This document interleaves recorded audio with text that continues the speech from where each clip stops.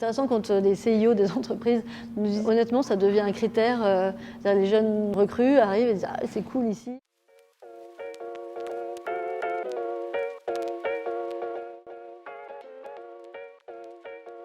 iFlow, c'est avant tout un lieu un peu laboratoire, exploratoire. J'aime bien dire que c'est un lieu culturel. N'importe quelle entreprise peut venir investir l'espace pour un dîner, un workshop, voilà, tous les événements d'entreprise qu'on peut imaginer.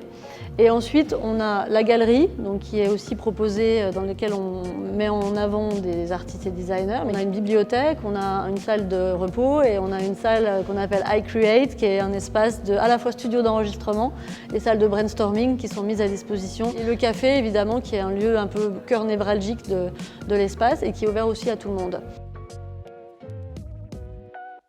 Comme je suis convaincue de l'intérêt de mélanger la culture et l'entrepreneuriat, donc de créer des passerelles entre ces univers qui se parlent difficilement, je me suis dit que ça pouvait être une opportunité d'avoir une salle, par exemple ici de 400 mètres carrés, et d'en faire un hub de rencontres, de plateformes de connexion entre sciences, économie et culture.